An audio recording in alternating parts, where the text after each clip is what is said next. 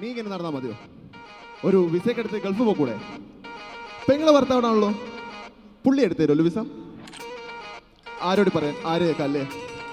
It's me, Rish, RISH. This is for Malayalis, I mean Gulf Malayalis. ഞാൻ പച്ച മലയാളി, മറുനാട്ടിൽ ജോലി. കാലം കുറയായി നാട്ടിൽ കേട്ടു കേൾവിയായി. ആളെ മുമ്പിൽ കണ്ടാൽ ചോദ്യം നിനക്കെന്താ ജോലി? മറുപടിയായി that's none of your ജോലി man. പെണ്ണു കെട്ടാനായി പക്ഷെ ഗവൺമെന്റ് ജോലി. പെണ്ണിന്റെ അപ്പനോ അങ്ങ് ദുബായിൽ കൂലി. കണ്ട നാള് തൊട്ട് എന്റെ ഉള്ളിലുള്ള ഭൂതി.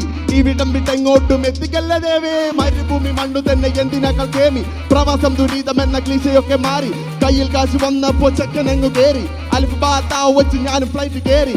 അർബാബ് വന്ന് കൈഫഹാലകെന്ന് ചൊല്ലി. നല്ല തെറിയാന്ന് വെച്ചു ഞാൻ സമ്പനായി. സബ് ടൈറ്റിൽസ് ഇല്ലാതെ പറ്റില്ലാതെയായി. വേറെ വഴിയില്ല പുല്ല് അറബിയെങ്കിൽ അറബി. അസ്സലാമു അലൈക്കും ഹബീബി കൈഫൽ ഹാൽ. ميت يجي انت يبي شيء ولا شيء ما في مشكلة هو أنا موجود مني. 6 يوم شغل عادي يوم الجمعة فري. والله العظيم الباري نفسي. قل أكل كلاس ولا ما في كلاس.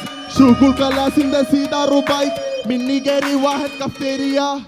اسمك شنو يعني تي تايم هايوا yeah. ആദ്യം 3 കൊല്ലം കടിച്ചു പിടിച്ചു തൂങ്ങി നിന്നു. നാട്ടിലുള്ള പുതിയ വീടിന്റെ പണി കഴിഞ്ഞു. പെങ്ങന്മാരെയൊക്കെ ചോദിച്ച കാശിന് വിറ്റൊഴിച്ചു. കാറില്ലാത്തൊരു കുറവ് വേണ്ട വാങ്ങിയിട്ടു. പച്ച മലയാളി മനസ്സിലുള്ള പേടി. മരിച്ചു വീണ വ്യാധി മറക്കുകില്ല വേദിയെ.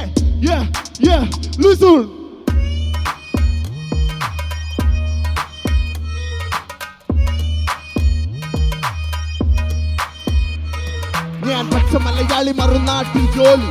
കാലം കുറയായി നാട്ടിൽ കേട്ടു കേൾവിയായി.